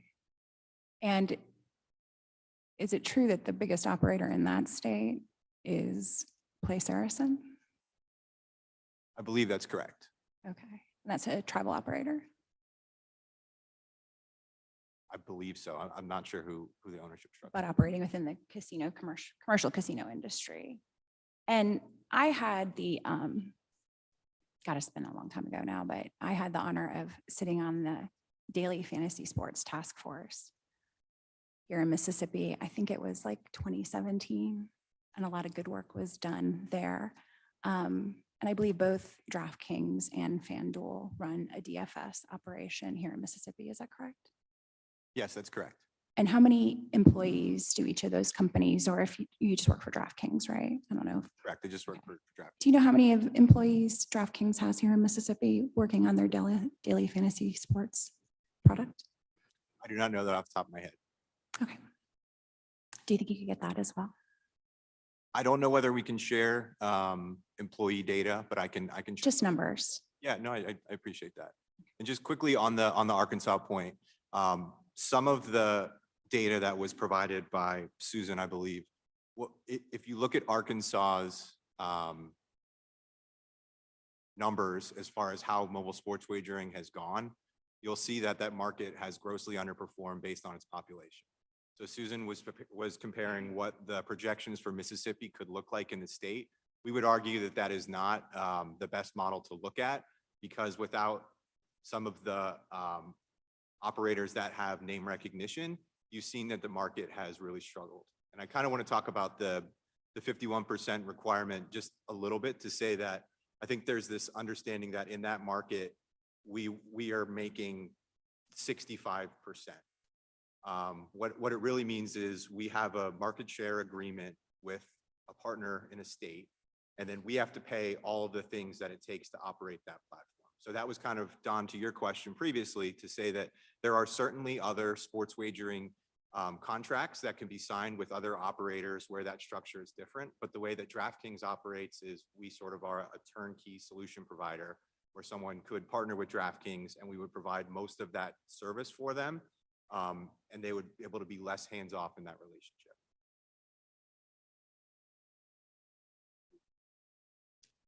That's it. Thank you. All right. Mr. Chairman. Thank you. Mike? Yeah, just an observation.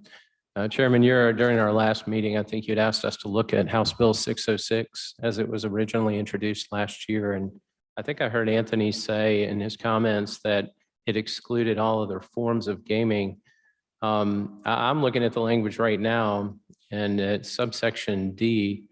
So just for framework purposes, gaming is authorized in Mississippi through exceptions to the criminal statute.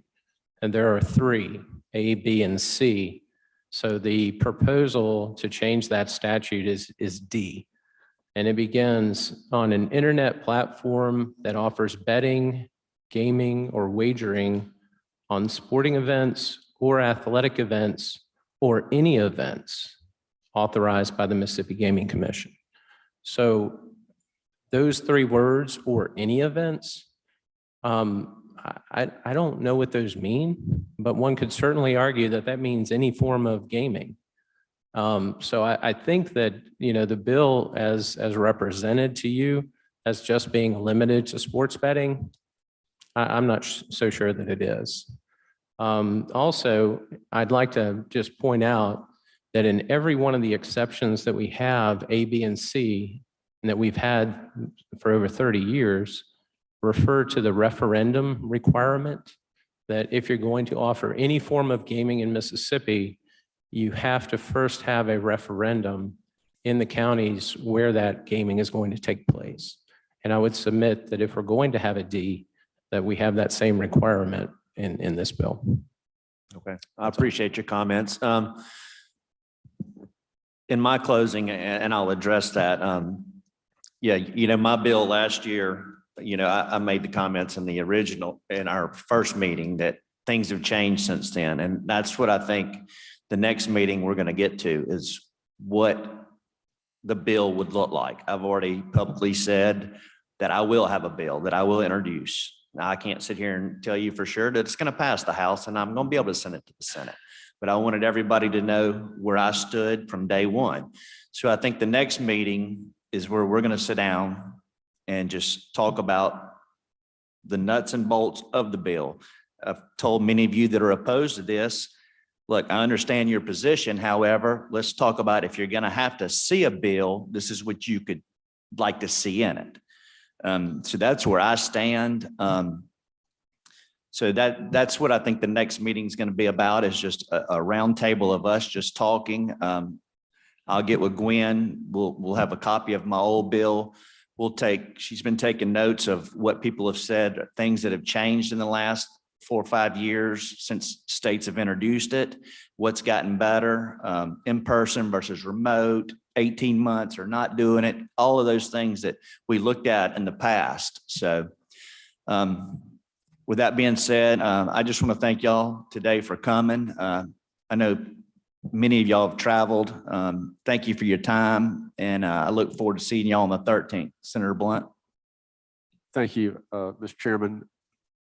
I would say for the meeting on Monday, the 13th, I would ask each of you to look at other states' laws and bills to find things that you think are particularly something that we should do or not do, language in their statutes that you think will enable you to do the things you want to do or prohibit the things that you want to prohibit. The one thing that I am continually frustrated about up here is everyone may not agree on an issue, but we all need to agree on what the bill says. And it does what everybody agrees what the bill does or doesn't do, even if everybody doesn't agree with what that intention is, we all need to agree on that.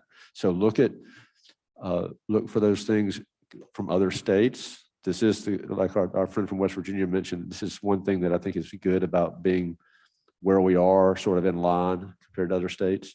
I would ask you again to talk to each other about the issues where you agree. I have heard it said that everyone agrees that if we are to have mobile sports betting, online betting in Mississippi, there needs to be a relationship with an existing casino operator. Everybody seems to agree on that.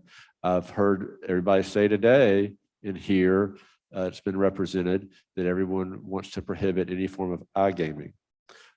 Let's identify the things that we agree on, and let's have language that puts that in a bill such that everybody can agree it does what it says we want to do. There are going to be issues where you don't agree, and I respect that. But I would ask each of the members of the task force and anybody else who has friends on the task force to have that conversation and to talk to each other. That does not mean if you talk to each other that you're going to be for a bill. You reserve that right, and that's fine. But I would ask you to talk to each other and find out what those things are. The two things I said this at the first meeting. I say it again, and this is one thing that I'm going to ask the peer committee to put in the report that comes out of this is the two things that matter the most to me are jobs and what revenue would come to the state of Mississippi. Leave it to us and the legislature as a whole as what we do with that revenue. I'm not asking you to decide about that, but how much money are we talking about and how much jobs are we talking about? And if you think that if this is done, it will have a positive influence on working Mississippians, then you need to provide that to the peer committee. If you think this will have a negative impact on jobs in the state of Mississippi, you need to provide that to the peer committee. And then revenue. If you think that the Arkansas model is low because of what the decisions they made in Arkansas, you need to provide that to peer committee. If you think we're really talking about $3 million a year, you need to provide that to the peer committee. That's something that we need to know. That report will be out, I think, in December, and the chairman and I will look at that. So unless there's anything else, I thought we had a good conversation. I like having some dialogue. I think it was done in a professional way. We've got to hash out those differences. In the worst meetings where everybody just sits there, nobody says nothing, or just nods. We're going to have some dialogue. So let's continue to do that. And with that, In closing, I will see everybody on Monday the 13th. Thank you for coming.